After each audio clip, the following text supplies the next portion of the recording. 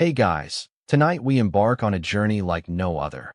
A voyage across the timeless expanse of the Pacific Ocean where the sky itself serves as an ancient GPS. Picture yourself on a sandy shore. The breath of the ocean whispering secrets that have been passed down through generations. Above you, the velvet canopy of night stretches infinitely, dotted with tiny beacons that promise to guide you across the vastness you're about to conquer. Your challenge? Navigate the world's largest ocean without so much as a Google map. You probably won't survive this, but that's exactly why we're here. To explore the brilliance of celestial navigation that kept entire island cultures thriving over millennia.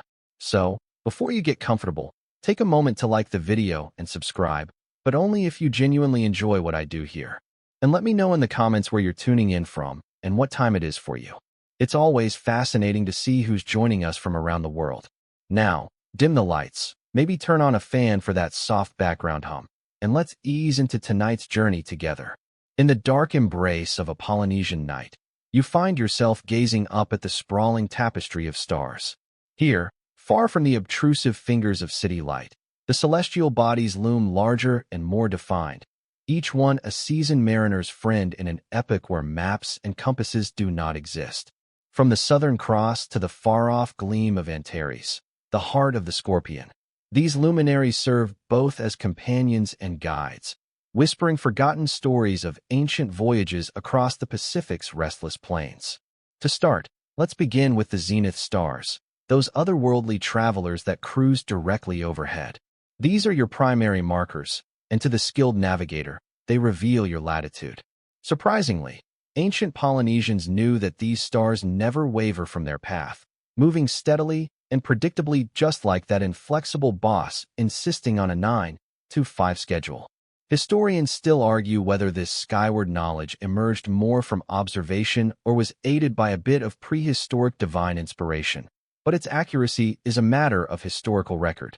Tonight, you're not just counting stars, you're counting on them.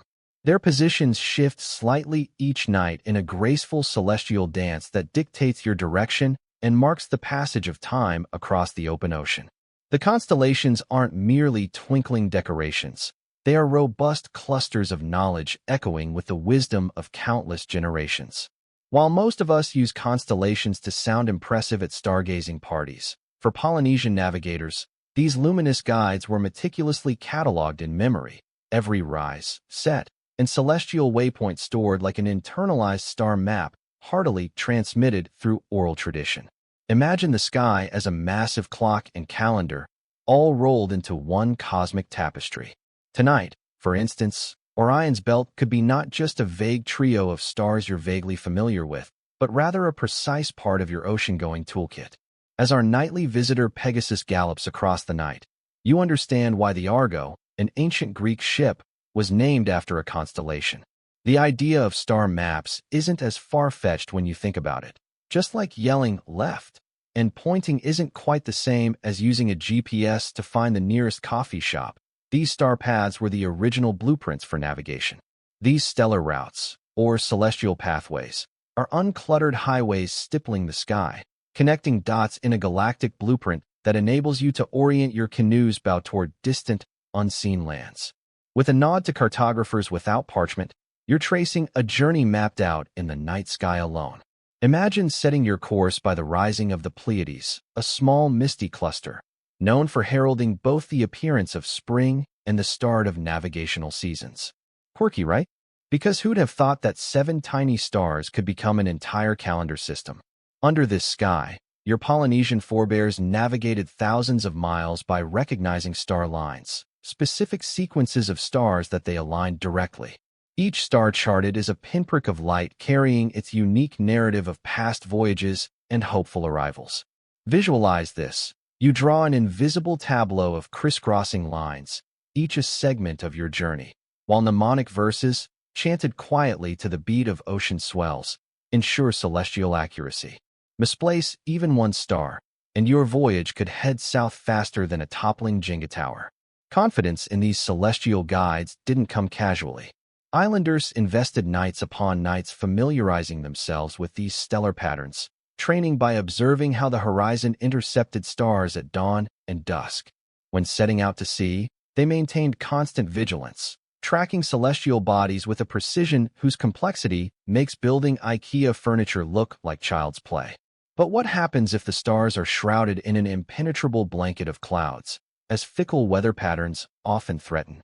Well, old narratives tell of navigators who conversed with the heavens, mastering celestial languages, like one polyglot too endearing to resist, to find their way across a seemingly boundless seascape. Yet doubt always lingers. Would Bono's, with or without you, have topped the charts if we lived by starlight alone? Such is the balance between cosmic faith and earthly caution. Ultimately, the deep expanse of the night sky becomes an ethereal atlas, a masterful amalgamation of mythology, generation-spanning expertise, and brilliant lateral thinking. You stand on the brink of a great tradition, peering upward at these enchanted constellations, suddenly keenly aware of the stories they carry across oceans and through time. Your journey beckons, a maritime challenge worthy of the most tenacious explorers. As you unfurl your sail and begin your voyage, the stars guide you, your only anchors in an ocean of uncertainty, yet comforting like an old friend when all else around you remains unknowable. As the sun dips below the horizon, you stand on the shore, feeling the smooth grains of sand under your feet. The ocean stretches endlessly before you, a vast and mysterious expanse waiting to be explored. But to do so, you need more than just courage and an insatiable curiosity.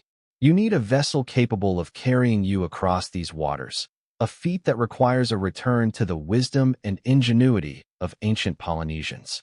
Imagine, for a moment, crafting a double-hulled canoe, not with a set of power tools or a YouTube tutorial in sight, but with your bare hands and the knowledge passed down through generations. Think of it as the Polynesian edition of IKEA, except every piece holds a story, and there's no Allen wrench to be found. Historians still argue whether this ingenuity came more from necessity or brilliance, but either way, you're diving headfirst into this deep well of ancient craftsmanship that lives in the seams of the very fibers you'll weave. You start with trees, selecting the perfect ones that have whispered their readiness to become seafaring vessels, a kind of two-part harmony with nature. These trees are not just planks in waiting. They hold life, stories, and sometimes bugs that insist they are part of the package deal. Harvesting such a tree involves a ritualistic dance, a choreography in which nature and human work in tandem, synchronizing axe swings with breaths of gratitude.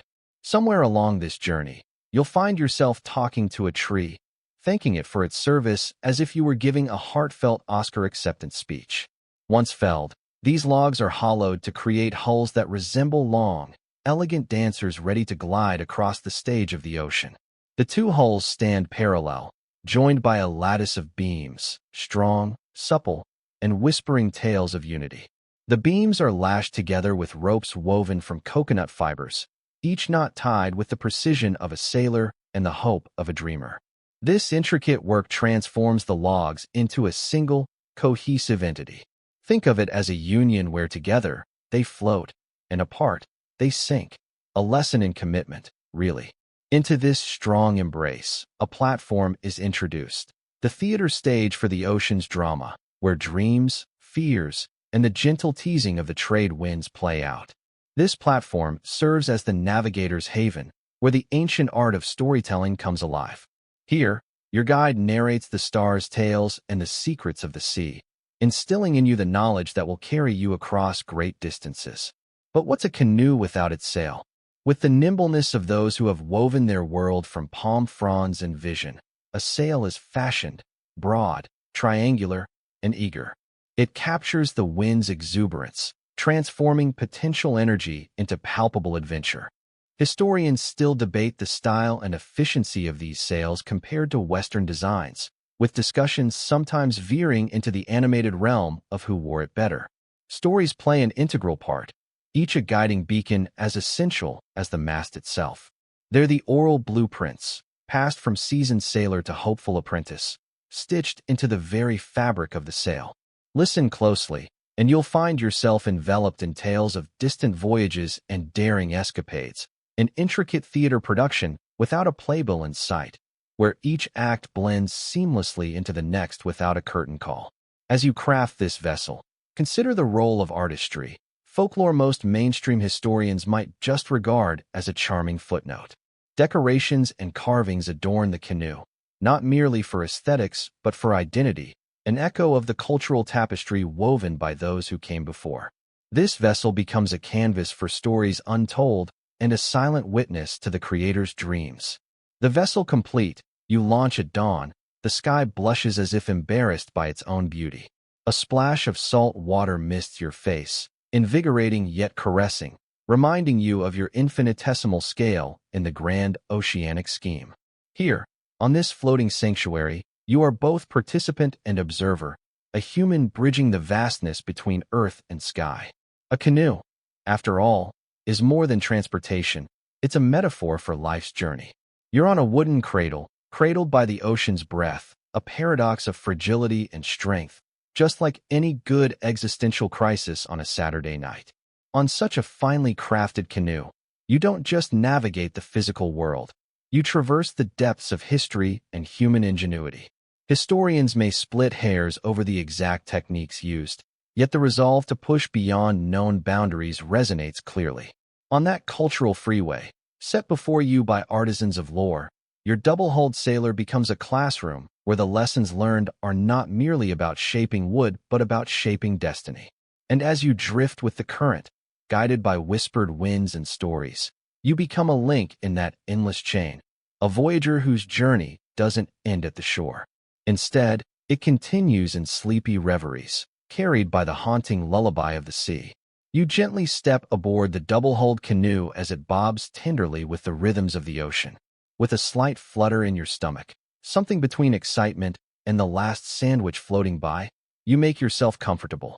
Here, on this ancient vessel, you are about to unlock the secret language that the ocean has spoken for centuries.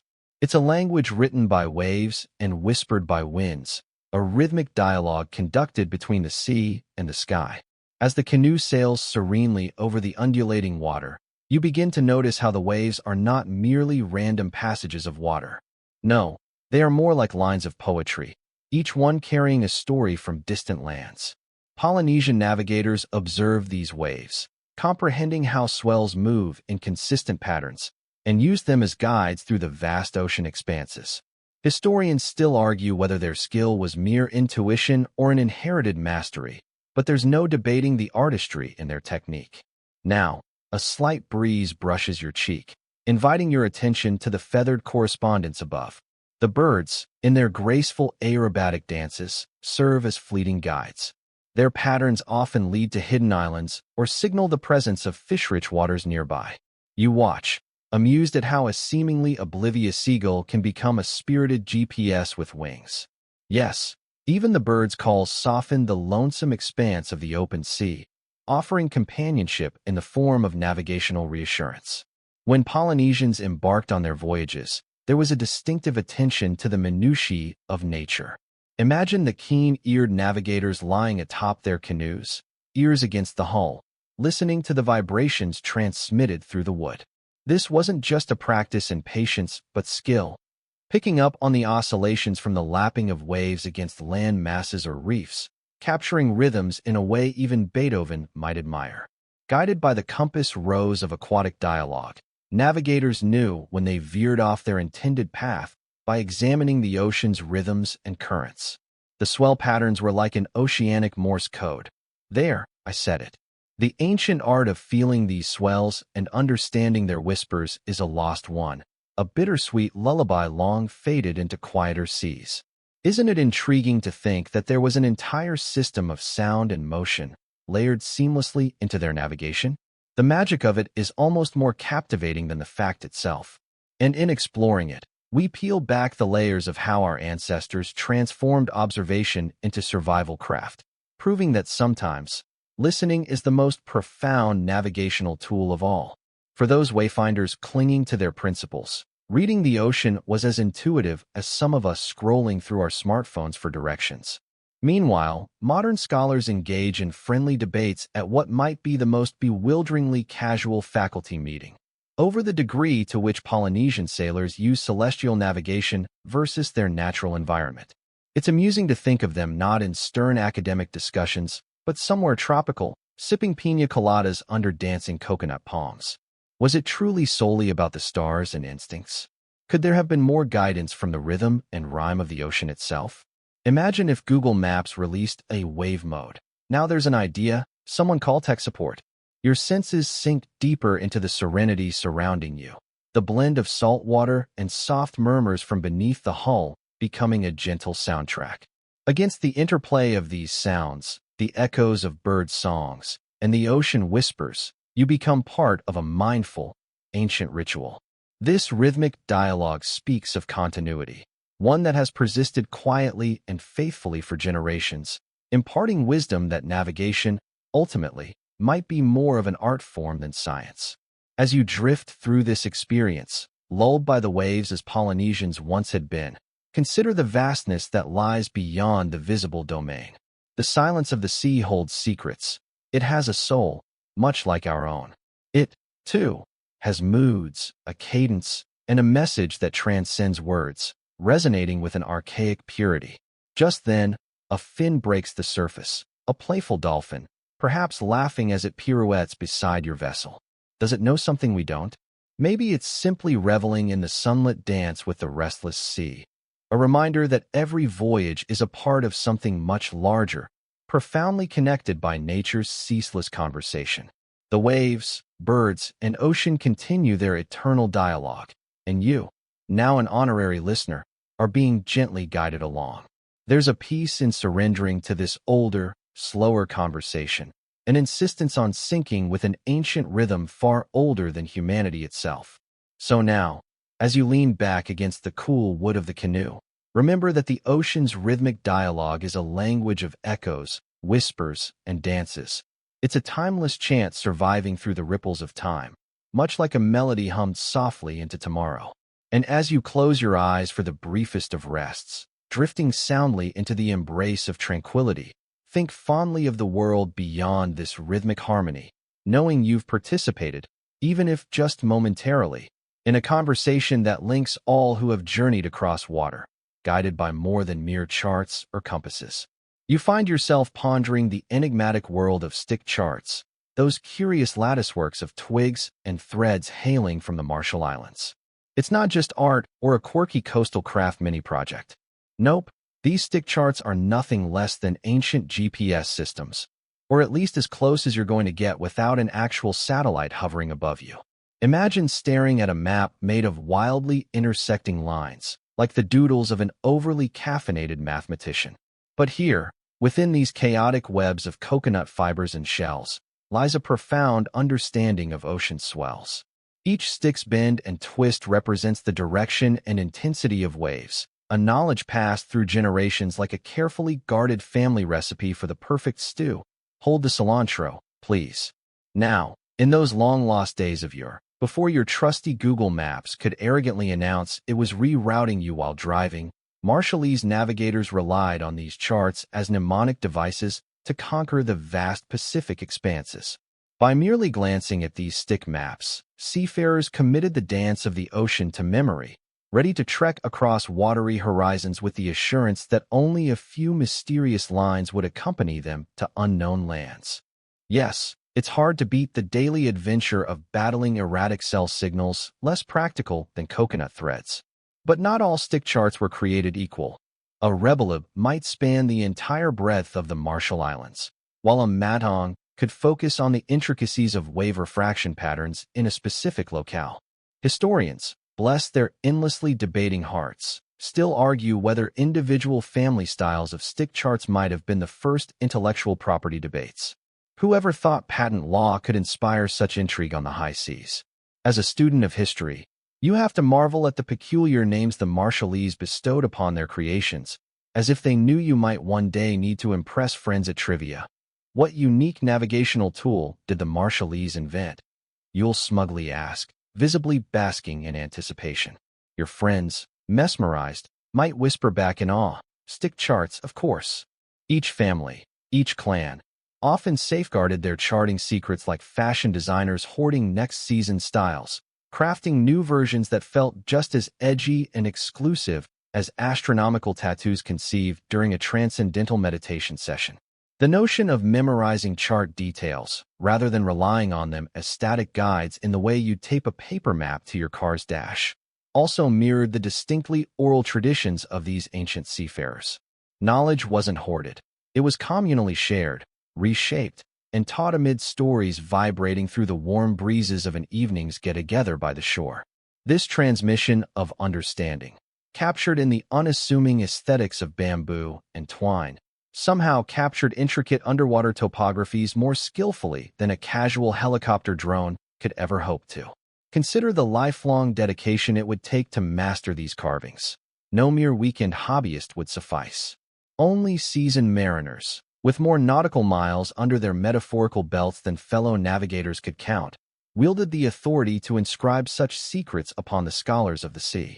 And perhaps it was a little like that time you realized your neighbor knew the entire town's Wi-Fi codes without ever consulting her notes.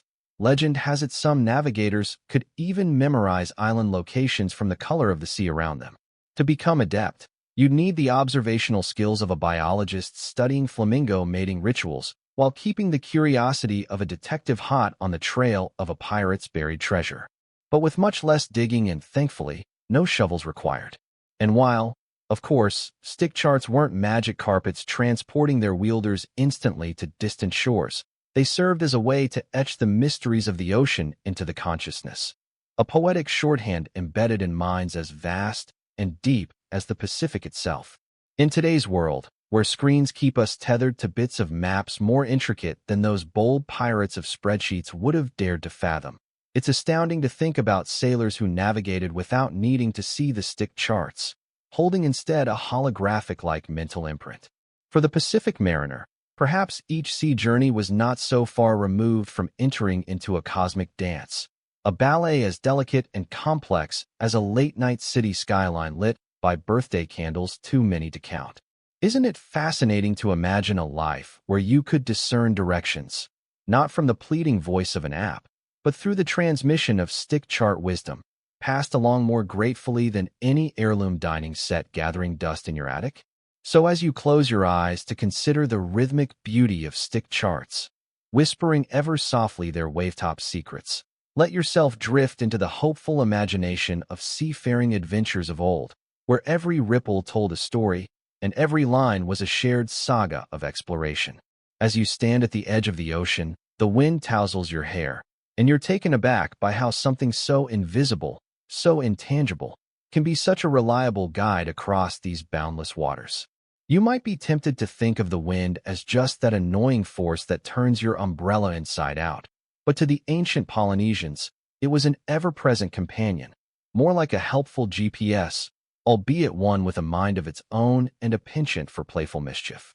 Polynesians learned to read the shifts and nuances of the wind, recognizing that this capricious element is far from a chaotic jumble. It's more like a symphony. Each gust plays a distinct note, and each direction has its own melody. There's the persistent trades, those steady east-to-west winds that practically sing you a lullaby as they nudge your canoe forward, guiding you with the reliability of your favorite comfort blanket. Historians still argue whether the Polynesians named these winds based on their characteristics or their mythical origins, but both versions weave stories as rich as the winds themselves.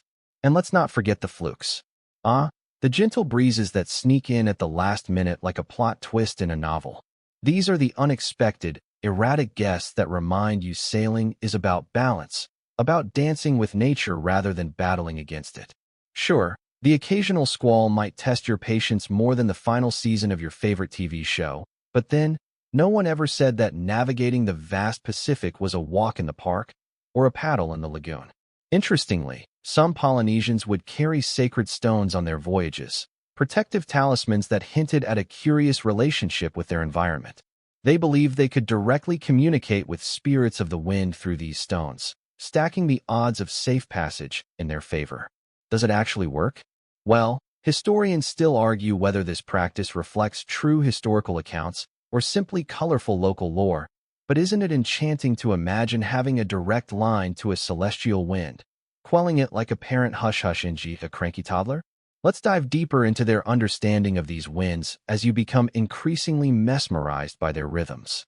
The winds, many of which came with delightful names, served as critical indicators. The amarangi of the Polynesian heavens could signal precisely the change of seasons, carrying with it the scent of swivel tides and promising new waypoints hidden in their gusts. Historians offer cautious nods to the notion that Polynesians, in their wisdom, could discern seasonal patterns and signs of distant islands in these breezes, likely through keen observational methods. However, those same scholars might require more than a gentle nudge to fully embrace the stories of navigators who were said to taste the rain on wind currents to determine geographic proximity, a talent that tragically fell out of fashion with the arrival of Google Maps. All these nuances in the wind become a language in their own right. Imagine trying to explain the fine art of catching the right breeze to a stubbornly resistant cat that refuses to sit in its new luxury pet bed. This is the level of expertise and experiential learning involved. With practice, wayfinding becomes an intuitive dialogue between the mariner and the elements. It's not just a matter of technique, but a philosophy of being attuned to what the universe whispers in its most ephemeral form. Of course, while you're deep in conversation with the winds, always maintain a healthy respect for their potential to transform from playful zephyrs to roaring tempests with all the subtlety of trying to convince yourself that just one more episode won't have you up until 3 a.m. As stories and accounts agree, the Polynesians held this respect dearly, for the wind's erratic nature meant they could just as swiftly favor a navigator as endanger them.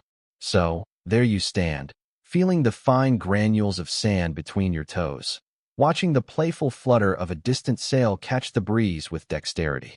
You've learned to trust the winds as guiding spirits, knowing each caress, each gust can shepherd you safely across unmarked ocean paths strewn with nothing but glistening waves and dreamlike horizons.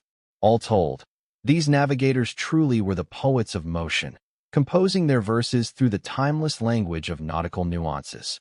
As with any great poetry, every journey was unique, influenced by myriad elements, and requiring the flexibility and intuition like that of a chef blindly discounting the need for measuring cups. Here, each swell and current was respected, and every breeze became a conspirator with, not an antagonist to, the voyage. Remember the sacred stones, and how they whispered to the winds telling them to be kind. History gives us the legends, and these legends give us a glimpse into a world where humans and nature were partners in an extraordinary dance. And though we may not carry a sacred stone in our pockets, relying instead on GPS and weather updates, it's the spirit of those intrepid navigators that whispers to us across time, reminding us to listen closely. For in our modern perpetual hustle, we might just miss the subtle cues guiding us towards our own proverbial islands of serenity, floating somewhere beyond the horizon. In the vast tapestry of the ocean, where the horizon stretches endlessly, you find yourself not alone, but surrounded by an unlikely entourage. Beneath the surface lies a vibrant community of aquatic life, performing daily dramas that could rival any reality TV show, minus the confessional booth, of course. As a Polynesian navigator, you learn to decode these underwater serenades, turning fish into your co-pilots and guiding stars. Imagine the dogged mahi-mahi, zipping beneath your canoe, its glistening scales casting mirrored light shows. These energetic sprinters often indicate the presence of land-based plant life. You nod knowingly at their antics, a secret tango between sea and sailor, a time-honored GPS rendered in gills and fins. It would be quite the convenience if they also delivered pizza, but navigational clues will have to do. Historians debate whether the legendary Polynesian navigators developed an encyclopedic knowledge of marine life behaviors or whether they outsourced these observations casually over generations, whispering the lore to each new apprentice like cherished family recipes. Either way, these instincts ensured survival, guiding ancients across the Pacific's vast expanse. As you drift, eyes squinting against the sun's playful dazzle on the water, a sea turtle glides by with an air of ancient wisdom. Its serenity, however, belies the turtle's secret role as a migratory compass. Ancient navigators speculated that following such gentle giants could lead you to viable routes, a sort of slow and steady wins the race philosophy in action. Yet, scientists today are quick to remind us that nature's mysteries aren't so easily unraveled. Who's on a lazy pilgrimage and who's meticulously aware of waypoints? The debate sails onward. Quietly, you listen to the ocean's language, tuning in like a cautious nighttime DJ. Your sonar, refined and tuned, picks up on the subtle shifts in aquatic whisperings. It's an ongoing symphony, with each fish, crustacean, and cephalopod as musicians, transforming the sea into an orchestra of direction. Meanwhile, our comedic little friends, the flying fish, launch into the air like aquatic projectiles. They offer brief relief from the tedium, each leap similar to a fleeting thought breaking the surface of your sleepy daydream. These aeronautical acrobats unconsciously chart routes around warm currents and land masses, their flights hinting at things unseen, though admittedly, they fail the silent flight entrance that would have made them the ideal ninjas of the sea. In the playful role of fortune tellers, dolphins, with their cheeky grins and synchronized swimming, relay tales of the ocean's secretive pathways. Fishermen and navigators alike have often considered these robust creatures as beacons of hope, leading the charge when human instincts falter. If only they could share lottery numbers as casually as they dole out navigational advice. Of course, you weigh the subtleties, where the ocean floor rises, where the shoals shift, knowledge blended from nature's clues, and the human legacy passed through oral tradition, that harmonious fusion of time-tested guidance mingling with recovered instincts. Whether those instincts could withstand modern distractions like Twitter, perhaps we'd never know. This perceptive dance, this interaction of you with your submerged companions, grants a connection desperately needed in the vast nothingness, the kind of bond worthy of savoring well into ponderous evenings. Unlike a certain tropical island-dwelling volleyball, these interactions provide genuine insight. But not all is straightforward in this serene ballet of observation. Marine biologists often scratch their heads, questioning whether the adaptive skills were as advanced as folklore suggests, or if luck played a part in these high seas explorations. Does a school of fish consistently unravel an eternal chart of the ocean, or are mid-Pacific flybys decided by whim influenced by cosmic or cantankerous tendencies? The intellectual debates are as deep as the ocean itself. In this lavish underwater realm, the fish dance with the tides, these silent sentinels offering direction to those who decipher their secrets. You learn to embrace these companions with all their mysteries, sharing glances across salty expanses whenever you need reassurance. Grateful for their silent guidance, you continue the intertwining journey, exploring the world they too call home. And perhaps, late into a tranquil night, when fish leap and dolphins etch ripples in luminous water, you'll suspect they've done more than share a secret route. They've conveyed an unforgettable tale. They've written a marine saga, weaving your destined path with ancient handiwork that navigators perfected long ago, rendered in the ephemeral strokes of an endless ocean canvas. So next time you find yourselves at sea, longing for companions, just think of these aquatic guides as your own personal podcasts, replete with wisdom, navigational advice, and, as always, the occasional cheesy sea tale. These sea-dwelling friends may not come bearing lattes or lunch, but their value to a wander designer is easily surmisable. After all, there's no Yelp review for safe passage, just the coded counsel of fish and ocean's embrace. As you cast an eye towards the horizon, the ocean stretches wide, an expanse teeming with secrets. Far beyond the artistic creations of sailors' yarns, beyond the lessons whispered between waves, lies another dimension of guidance. It dances overhead in the form of clouds with tails like comets, full and flying low. Yep, mere clouds. Often ignored by the fancy astrology crowd, they can be a beacon for your oceanic voyage if you choose to understand them. Picture this. You're standing there, all majestic under the wide sky, scanning the edges where water meets heaven for those fluffy heralds. See their delicate shapes? Those aren't just insubstantial wisps, but rather messengers sent by distant lands, like a melodramatic telegram written across the sky. Historically, navigators used cloud formations as a telltale sign of land nearby. The clouds would form over islands, thanks to the heat of the sun and the humidity lifting upwards, advertising land's proximity even when the shore itself was a sneaky 100 miles away. Funny how clouds can be brutally blunt about geography. Moreover, sunlight, in its daily retreat or bold emergence, casts an unintentional but helpful reflection upon the sea's surface. It's like nature's own on-the-water GPS. Imagine golden hues stretched out across the waves at sunrise or sunset, emphasizing land not yet in sight, but brooding in the distance. A quiet ally that requires only your observant gaze. So next time you watch a sunset thinking it's just pretty, remember it's also plotting courses for ancient mariners. Talk about multitasking, right? Then there are rafts of seabirds, navigating their windways, descending to feed, as if possessed by an unerring sense of flyer's intuition. These avian compasses darting towards the horizon in the evenings signal to navigators that land is near.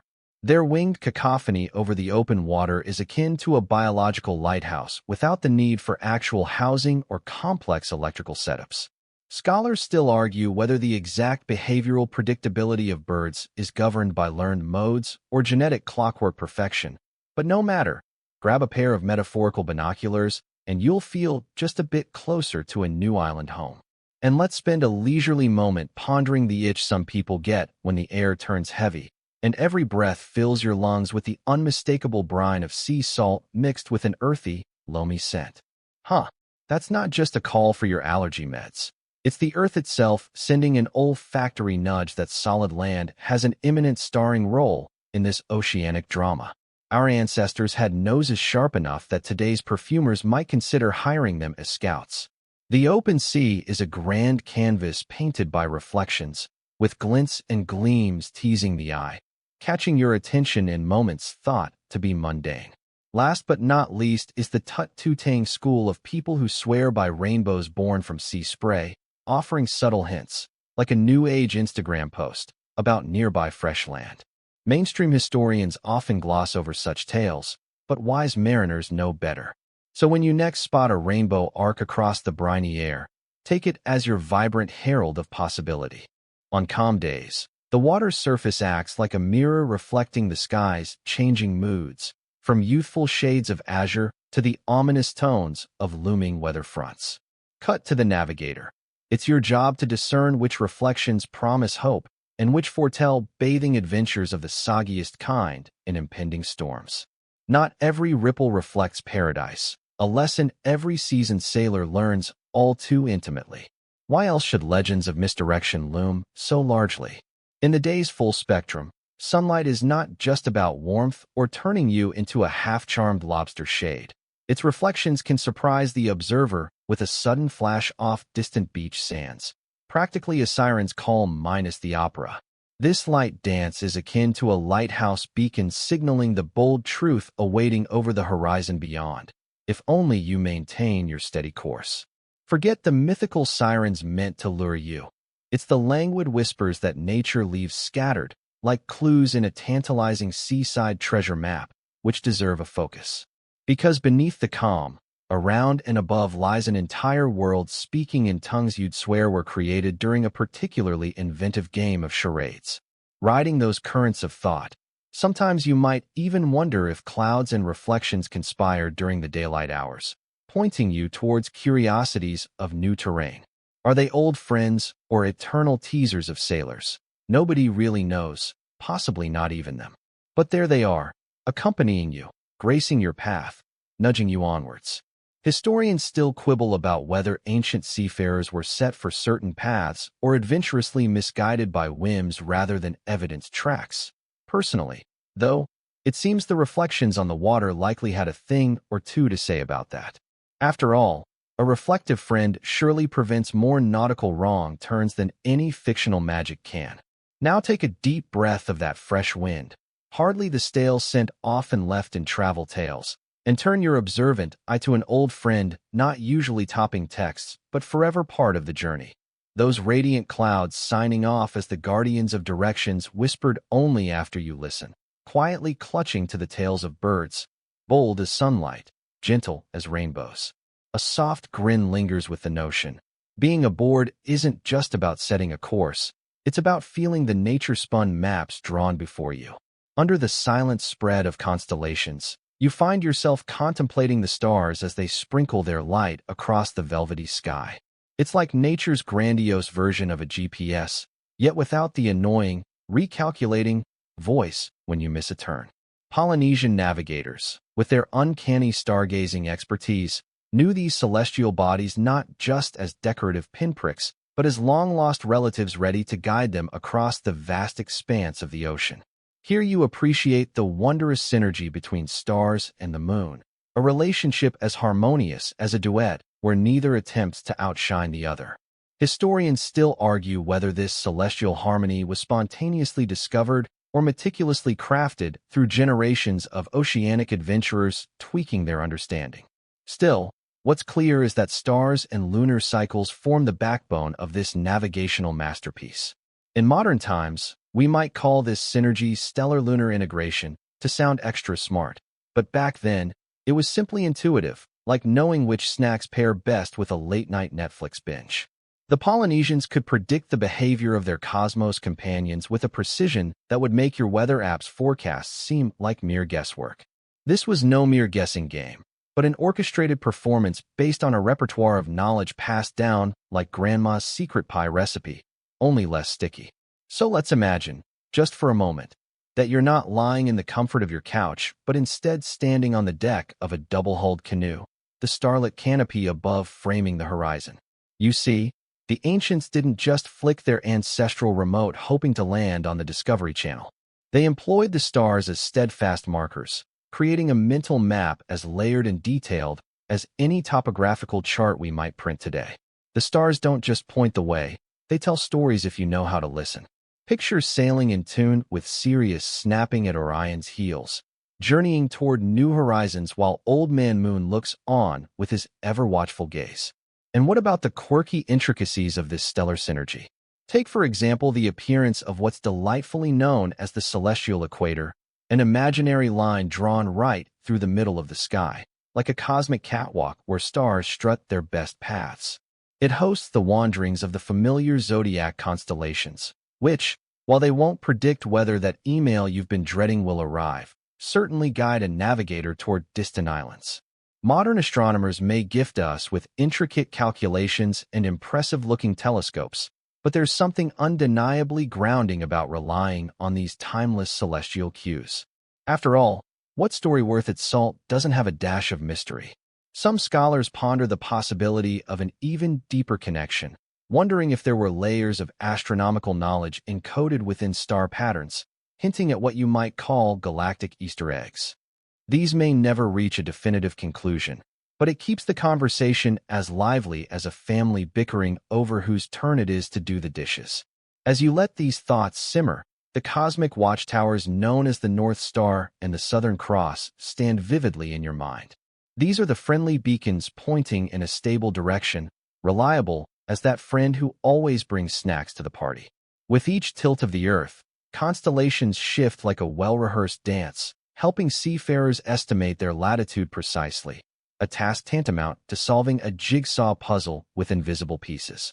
A key challenge faced by navigators is the choreographed dance between stars and the moon. The lunar calendar doesn't precisely match our solar one, making each observing night a step in a complex waltz of cycles, phases, and alignments. One could say it's the universe's way of keeping sailors on their toes.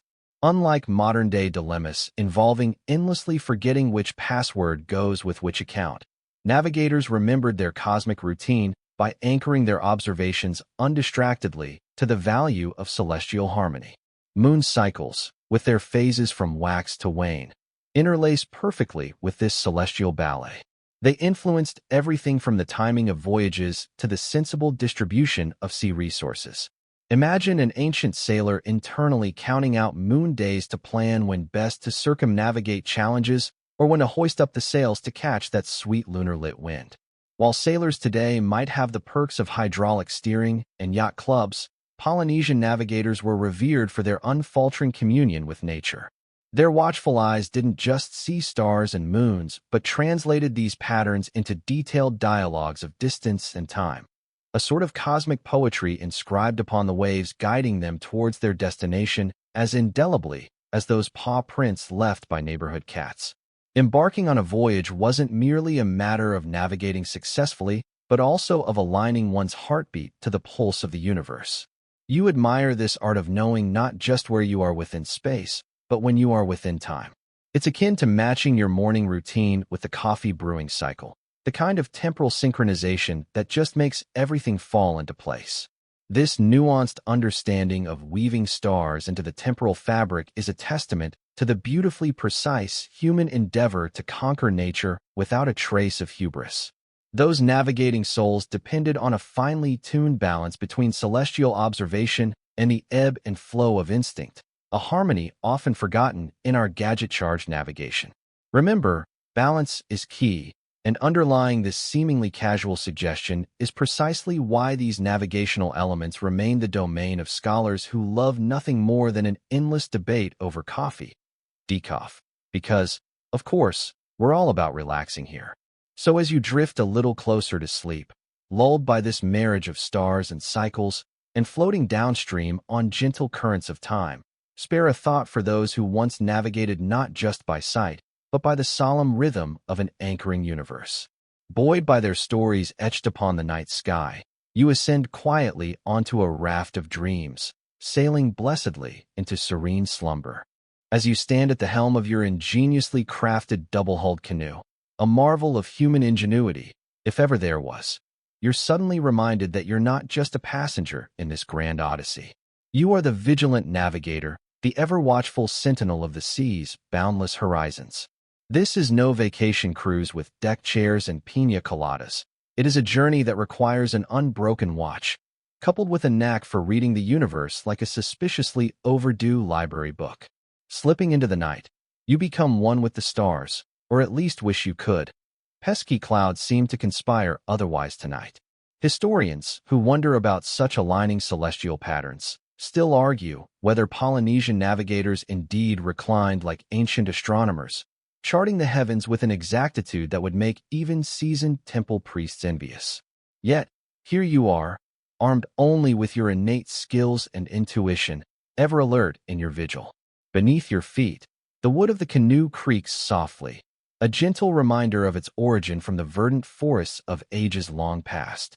It's as if the very trees themselves volunteered for ship duty, eager to flirt with eternal adventure upon the open seas. Your role is part protector, part conductor in this symphony of the elements, ensuring safety through ceaseless watchfulness, such is the life of a navigator. Remember when you thought refolding road maps was tricky? That's child's play compared to this.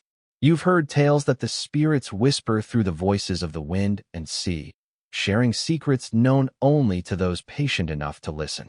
In that spirit, your eyes are perpetually scanning the horizon, searching for signs that life is abundant and that land lurks hidden just beyond sight's reach. A curious duty, some might think, akin to playing peekaboo with the world's best hide-and-seek champion. As your journey unfolds through the night, you harness more than just patience. There's wisdom gleaned from long hours spent under the enigma of the cosmos. It's said that Polynesian navigators could calculate their zigzagging paths with such precision that their voyages seemed less like aimless drift and more like well-rehearsed choreography. The ocean, after all, loves a good dance. Its waves curtsy to moons, its tides tango with winds, and, how its spray can occasionally tap dance right into your face. But let's not gloss over the sense of duty here. This isn't a movie where Tom Hanks is eventually rescued. You must remain as vigilant as a security camera with a caffeine addiction. Your ears are attuned to the whispers of the sea breeze, never willfully erratic, but a lexicon waiting to be decoded.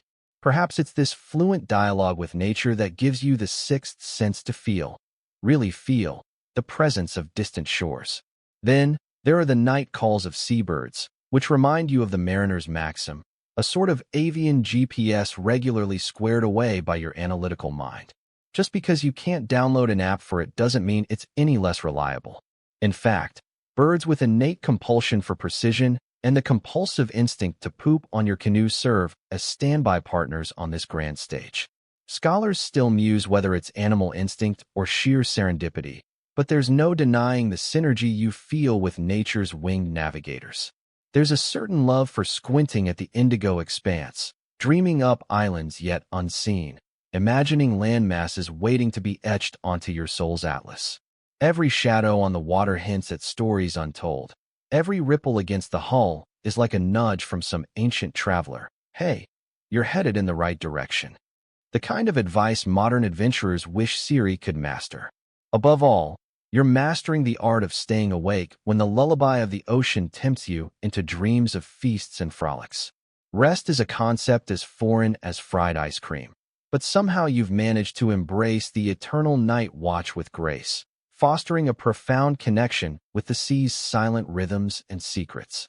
After all, if sleep is said to be cousin to death, then surely vigilance is its most caffeinated sibling, certainly preferable when steering the course across the Pacific expanse. No one said this epical journey would be easy. Yet, like a mosquito continuing its relentless pursuit through a mosquito-netted cabin, you are tireless in your mission. And if this ancient wisdom authored by navigators of your seems remotely romanticized, remember it's all the more inspiring when one reflects upon the daring courage and awe-striking perseverance these seafaring humans possessed. Every nudge of the sail, every tilt of the hull, calls for scrutiny from you. Minute adjustments ensure the continuity of your path. Inscribing into memory every whisper echoed by the sea, you hold fast the legacy of your Polynesian predecessors. What modern convenience would dare offer an update for that? Moving forward with determined grace, you guide your craft, continuing your search toward destiny's distant shores, watching without end. As the tropic breezes push you across the endless stretch of blue, you can't help but marvel at how nature can simultaneously cradle you in its embrace and threaten to unleash its tempestuous fury. But let's not get ahead of ourselves. Today, we're confronting the ocean's darker side, where waves grow teeth and the sky vents its displeasure with torrential downpours. Yes, you guessed it, storms are the true wild cards of ocean travel, no matter how confident you felt navigating by the stars just yesterday. The transition from serene to savage often happens faster than you can say, "Where did I put that bilge pump?" Still, it's not like thunderstorms are a new concept. Oceanic folks have faced tempests using their own arsenal of knowledge long before meteorology apps were a thing. Oral traditions and stories serve as time-honored guides to navigate such upheavals. Imagine trying to remember your great-grandmother's recipe for turning lemons into lemonade, except instead of zingy refreshment, it's information keeping your canoe from capsizing. Oral traditions offer more than just guidelines for keeping dry. They also carry warnings and tales of valiant survivors who triumphed over the ever-fickle ocean. Historians still argue whether these tales hold as much wisdom as they do hyperbole, but when you're staring down a water wall of tsunami-esque proportions, you welcome all advice, even if the fetcher of that wisdom allegedly single-handedly grappled with a typhoon and lived to tell the tale. Storms might come with little warning, announced by towering, darkening clouds and gusts of winds that seem to sneer at your previously smooth sailing. The horizon shrinks back, as if pulling away in anticipated terror. While some cultures opted for animal sacrifices or rituals to pacify the storm spirits. Yes, that was and possibly is a thing. It's a bit late to implore Neptune mid-deluge with nothing but a flapping fish in hand and no altar in sight. Instead, these intrepid navigators relied on the deep-rooted knowledge held in their memories and cultural lore. A quirky tidbit you might appreciate, perfect for sharing over dinner while lightning illuminates your sea-soaked face, is the tale of those twin Hawaiian demigods, Pele and Kamapore, whose alleged battles created volcanic eruptions and volcanic islands. In many mythologies, such tales aren't merely for bedtime. No, they serve as mnemonic devices, anchoring the wisdom essential for real-world survival. You find yourself taking to heart the anecdotes of evasion tactics and resourcefulness. Fasten everything that can move, lest the ocean decide it fancies your fishing net or wooden paddle for its collection. The dexterous lasher-on of ropes knew their importance. Not a perimeter of the vessel remained untied. As you brace against the storm, thoughts weave into a collective memory, where relaxed vigilance turns serious. Funnily enough, the batten down the hatches, gung-ho approach would seem a bit over the top, if only you could look at oneself from the outside and not, say, be caught up in wondering if you would soon resemble the driftwood you keep spotting. But does that mean you are at the mercy of nature's tantrum? Thankfully, no. Consider that ancient navigators went as far as mapping unfavorable currents and storm patterns absorbed over generations. Not quite a handheld GPS, but impressive nonetheless. And as the skies relent, slackening just enough to allow your frosty gaze upward, you're reminded why sailors embroiled in such narratives often forged familial and spiritual bonds with the stars themselves. Historians do water-cooler debates over whether tales of captains calmly conversing with an angry sea are glorified fabrications or granules of truth polished by time. But no matter, as a navigator, you could trust more in the sagacious story than in the wavering compass. A storytelling guide was far less likely to rust or run out of batteries, after all. However, if you were hoping for answers beyond "be brave and wise," I'm afraid you're searching for a needle in a haystack, or a life preserver. In this context, while contending with an amorphous wave, what you can rely on, though, is the resilience that has persisted through generations. There's a poetic rhythm even to the churning chaos, an interplay between catastrophe and survival that ties you to every voyager who dared before you. Take a deep breath. Yes, a storm may question your strength and sanity, challenging you to hold on to your proverbial and literal hats. Anticipation coils like the tightening rope that steadies your course, until the turmoil finally abates to reveal a tranquil expanse beneath a sky that seems almost guilty for its earlier tantrum. How very typical of Mother Nature. It takes a tempest to remind you just who's really in charge. Let's have a call back, shall we? Remember that crocodile dung sunscreen myth? Well, now let's introduce the notion that some might think it's absurdly optimistic to consider anything positive about facing a storm. Yet here you are, alive, more alert, and tasked with unraveling stories of heroics destined to recalibrate your perspective. Maybe someone someday will recite tales of this adventure and your inspired relentlessness, even as they debate embellishments over coffee centuries from now. Trust in your senses and the meticulous, albeit anecdotal, knowledge inherited from those who ventured before you, steering through storms with nothing but stories and seawater running through their veins. Having weathered the storm's fury, you navigate beyond despairing depths into calmer seas, a distinct percussive, whispering reminder that the ocean provides for those bold enough to learn its ways. With stories as your compass, you reclaim your place within this vast and storied ocean highway, finding triumph through turmoil against all the sky can throw your way. As the moon serenely casts its gaze upon the vastness of the Pacific, imagine the gentle rhythm of the waves as they whisper stories of gallant navigators. There lies the often overlooked narrative of women who navigated these seemingly endless waters, deftly charting paths with an intuitive grace that rivaled the most acclaimed seafarers. Picture yourself aboard a canoe, where the scent of salt and the soft lull of the ocean envelop you, and imagine the weight of history, the echo of those past female sailors whose courage quietly steered across the great blue expanse.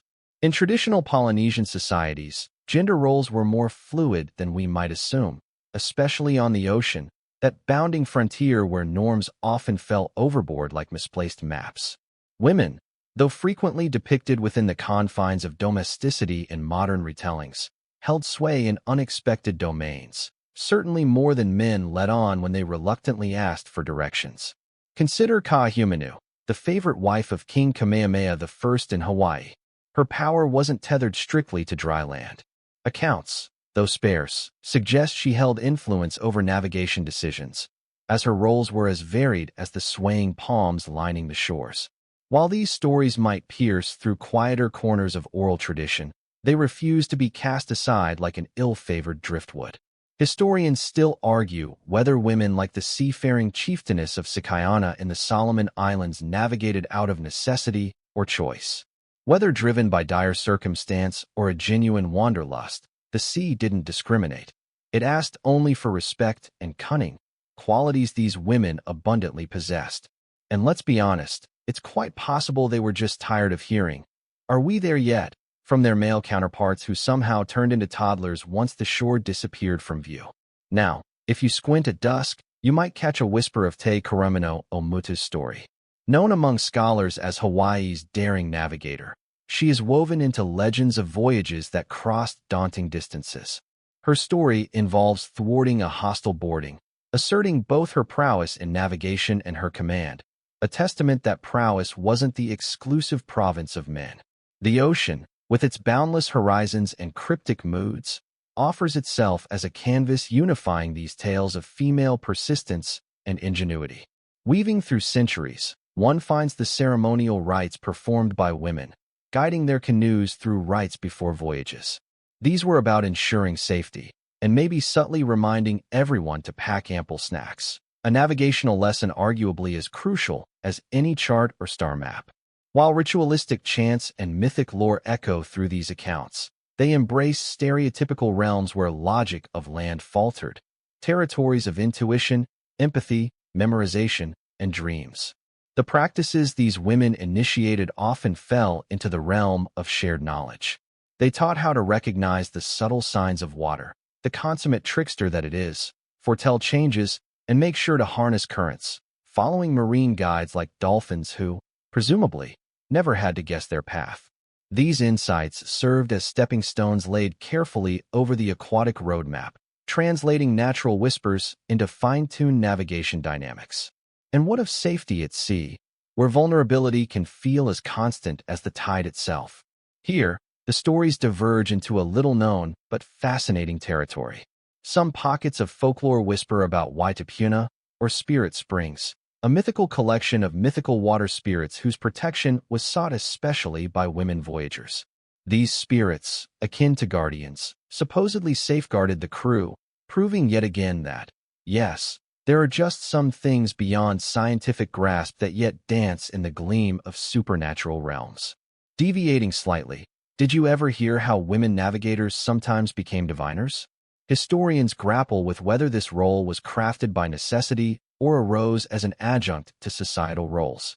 But the divination glimpsed through natural phenomena provided an additional layer of direction, as stars weren't the only guiding lights. The stories of female navigators don't just enrich our understanding of oceanic lore. They propel us to question the broader narratives of history excluded from mainstream chronicles. It's not about challenging established tales, but augmenting our collective conversation. The tale persists, nudging us to reconsider assumptions and requiring an acknowledgement, perhaps even an admittance, that the forward march of humanity across these tumultuous waters has long been a game of diverse hands. Yet, the waves must keep their mysteries, and historians continue, in all likelihood, their spirited debates, like untangling knots made by particularly contrary sea breezes.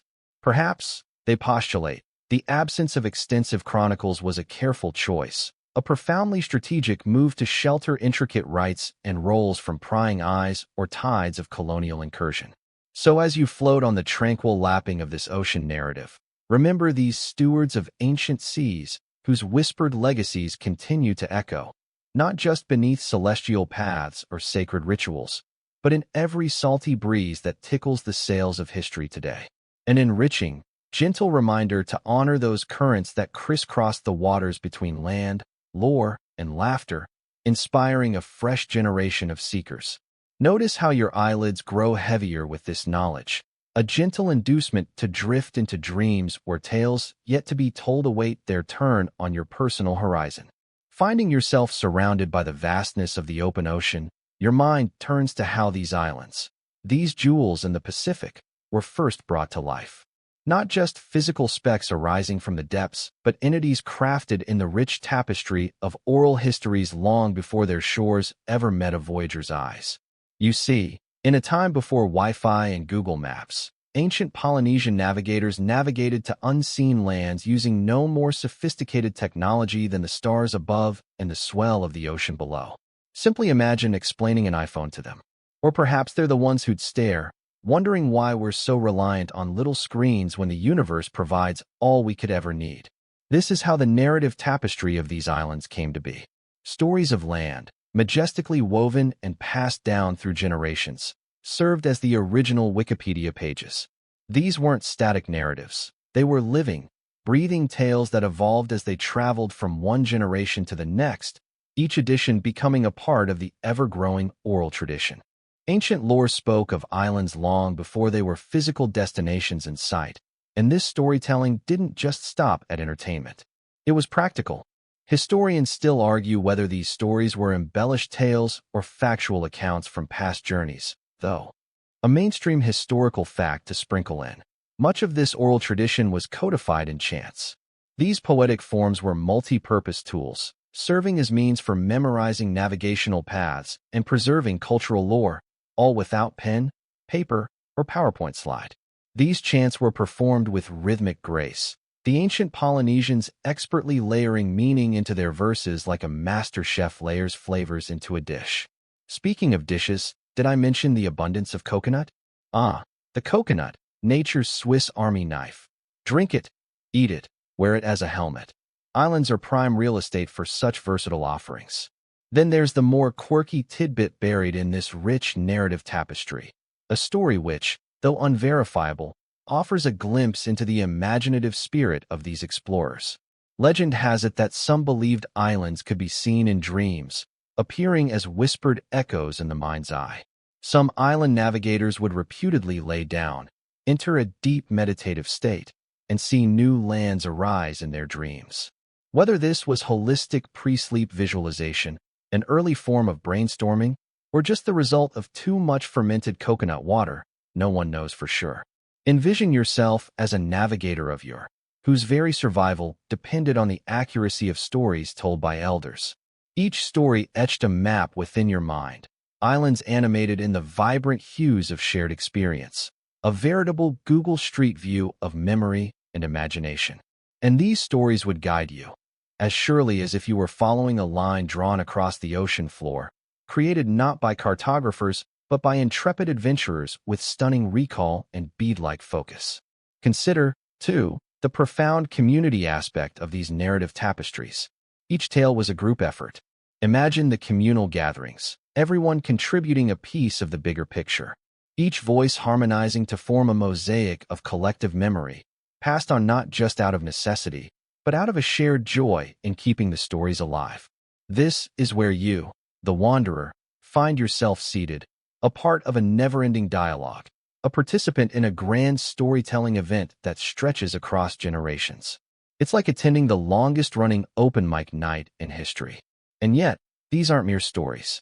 They become more, the living memory of a people spread across thousands of miles of ocean. They're entwined with identity, not unlike the DNA strands in our bodies or the spiral patterns carved into ancient wood.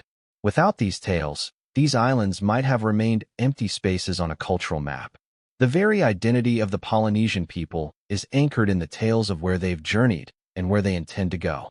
Now, take a breath and tilt your thoughts toward the current perspective that overlays our modern understanding onto this ancient way of life.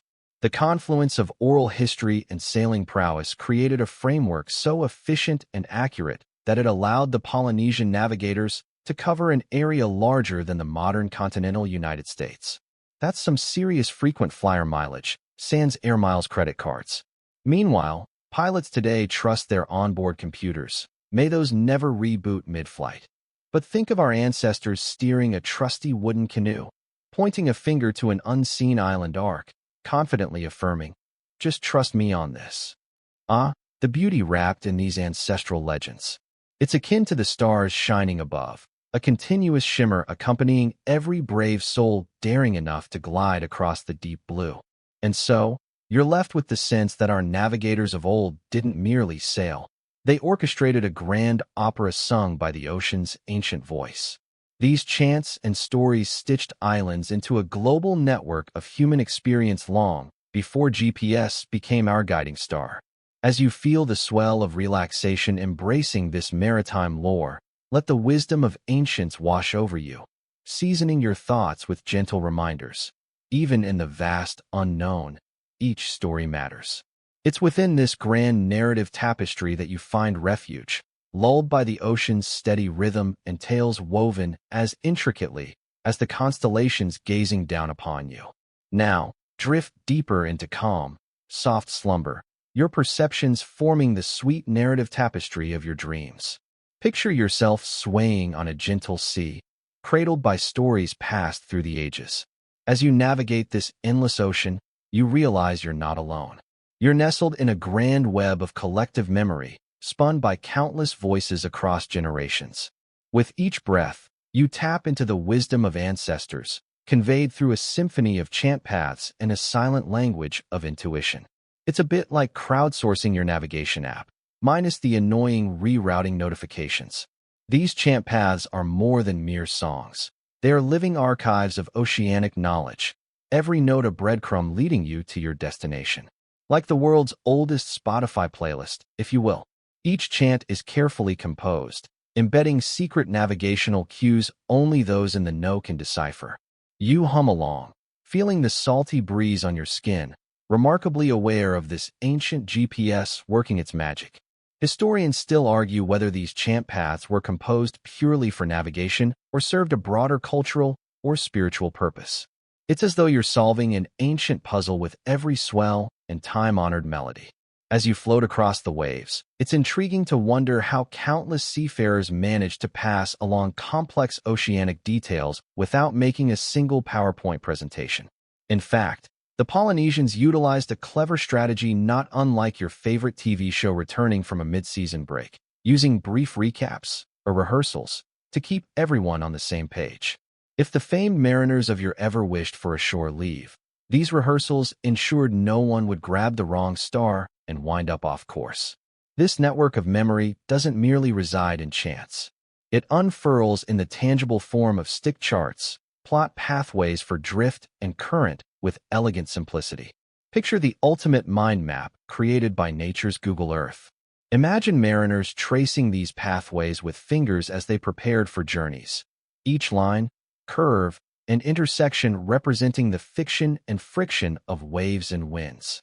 This intricate web also weaves together the art of intuitive navigation, a skill that seems to speak the same language as gut instinct, tapping into the primal sense of direction one would only wish could find its way back on land. It's a rare craft, born of experience and fine-tuned over countless voyages. You might call it a superpower. It's best thought of as the timeless human knack for feeling the world's pulse, an ability faintly echoing your morning coffee routine, gathering cues from your surroundings to select the ideal path forward. It's fascinating to imagine how accurate these seafarers could be, considering their reliance on shared knowledge and implicit understanding, as opposed to waterproof maps and compasses. Perhaps they didn't trust them either. Scholars engage in animated debates over the precision of bare-bones navigation versus historical exaggeration. Some suggest a dash of luck haired these methods, propelling tides to align seamlessly with intuitive endeavor, reminiscent of that one time you randomly guessed your phone password correctly on the very first attempt.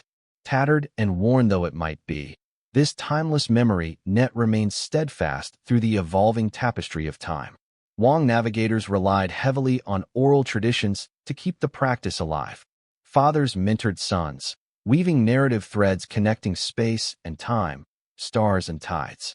The women of this tradition, sometimes overlooked, yet steadfast in their influence and presence, were equally vital in mentoring, guiding, storing, and sharing invaluable oceanic experiences.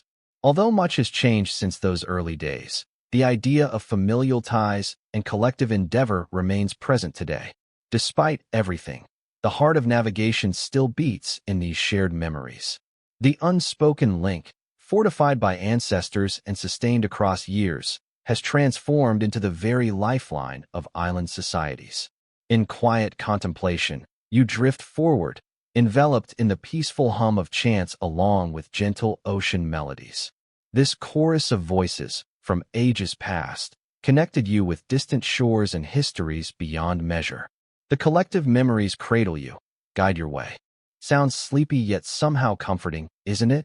Like the unwavering hum of city traffic outside your window, leading you to the land of dreams after a hard day's work. A light chuckle breaks through this reflective haze as you consider a fanciful thought. How would those ancient mariners fare juggling with today's navigational marvels, instead of memory, relegated to the annals of forgotten wisdom? Imagine them with GPS units in uneasy hands. What sorcery is this? They'd muse between bouts of selective technology savviness. The wise ones, however, could possibly cast aside gadgets, returning to the purer elements they once knew. Their collective memory, the one you are a part of now, continues to prove itself useful centuries later. Seated softly in your own thoughts, you savor this timeless moment, acknowledging the legacy of knowledge that breathes upon the ocean's surface, transcending centuries. In this restful environment of waves tracing narratives across their shimmering canvas, you find serenity. Your eyes close, lulled into the quietude of deep sleep, your own voyage's course forever guided by the power of the past, buoyed by the infinite sea and memories too vast to chart. As you approach the glistening shore of a newfound island, a sense of profound fulfillment washes over you. The days and nights of navigating the open ocean have led to this moment. Imagine stepping onto the sandy beach, the grains gently massaging your weary feet, the same feet that stood steadfast on your double-hulled canoe, braving both calm and stormy seas. But reaching land is more than just a physical arrival. It's a ceremony, a celebration etched into the cultural psyche of Polynesian navigators.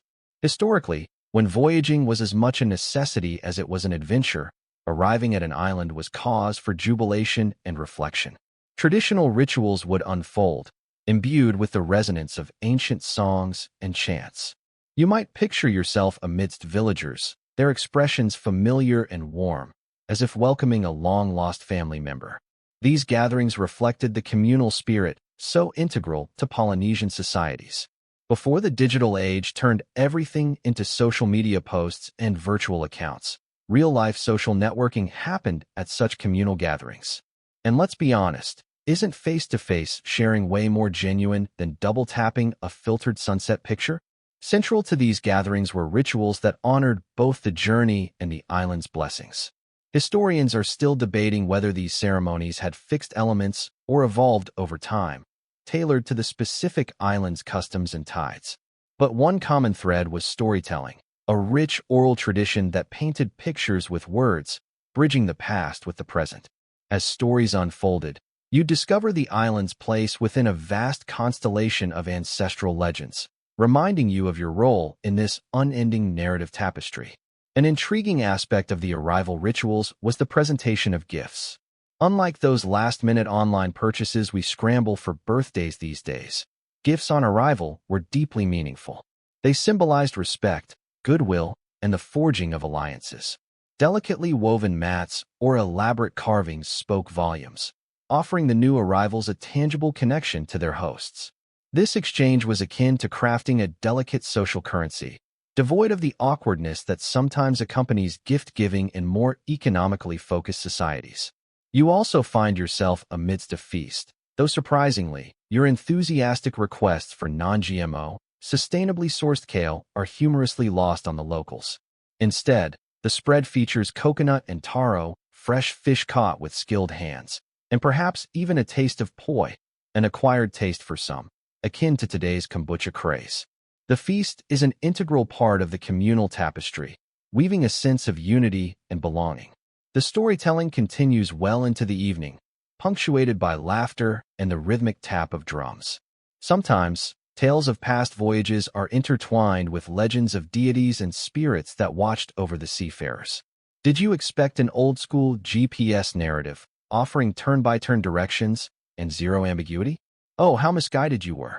Instead, these stories blend reality with the mystical, reinforcing the sacred bond between people and the ocean, between humanity and the celestial bodies that guided them.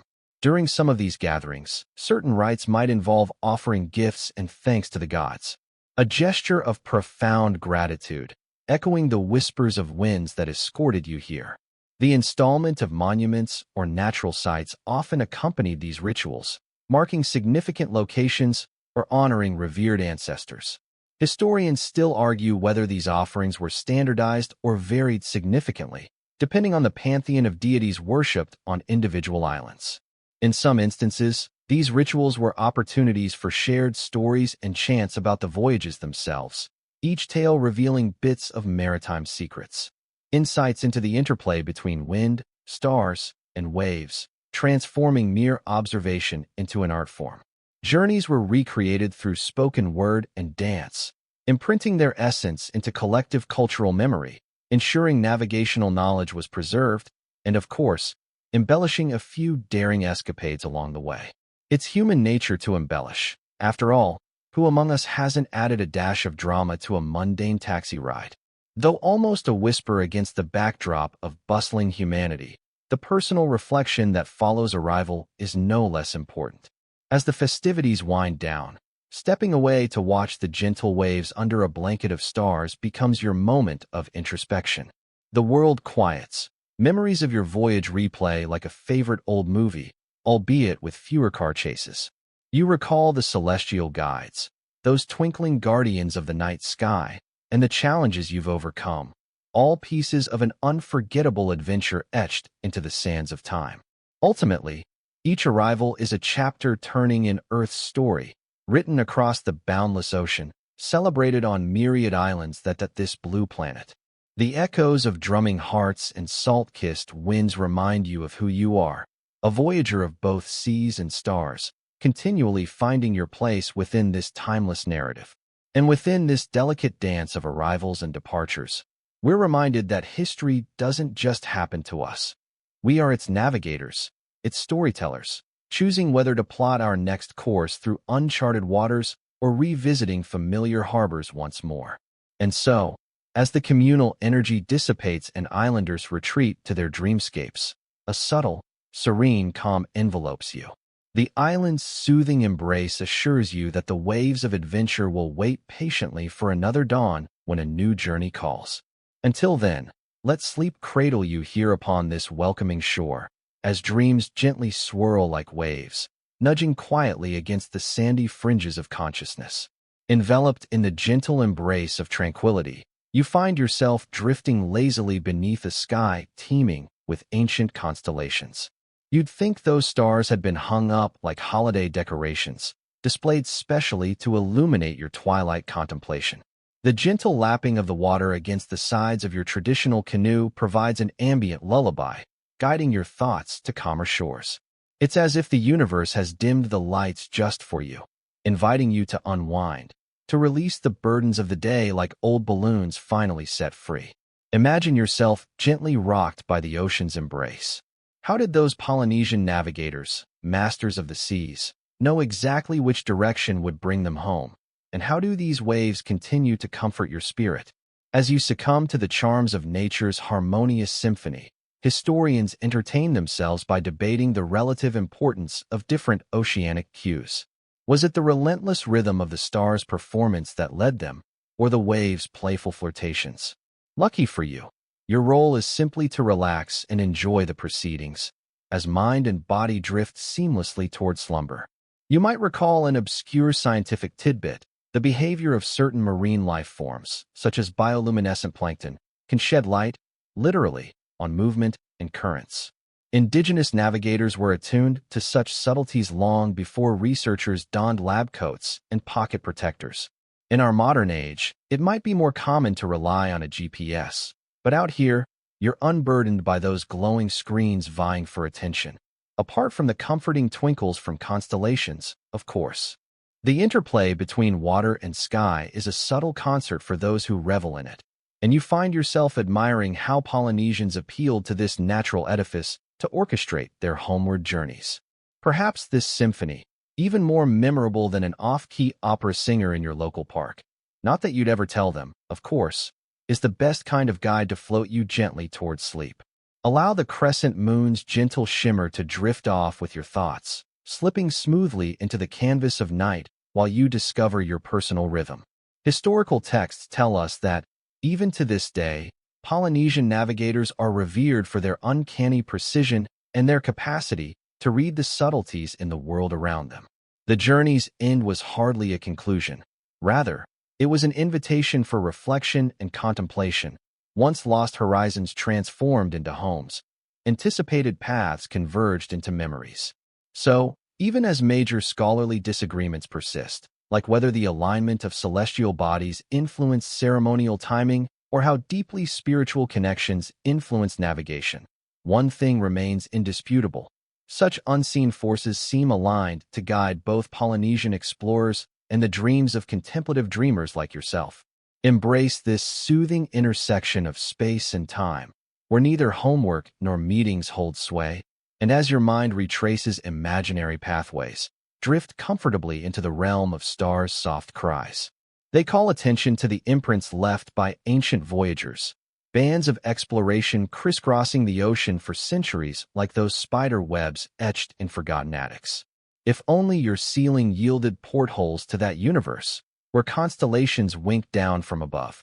Follow stories whispered along ancient chants, stories forever looping like audio tracks in the recesses of your mind, much as Polynesian seafarers cracked open ocean mysteries, all while historians ponder over what messages were whispered by stars awaiting presence. Lean back, unfurl, and relax as you let those waves of sleep coax you further away from morning alerts or snooze buttons. Reassured by the steady tempo lapping along the hull, let each breath ebb like ocean's tides, waves crashing upon the shores of memory.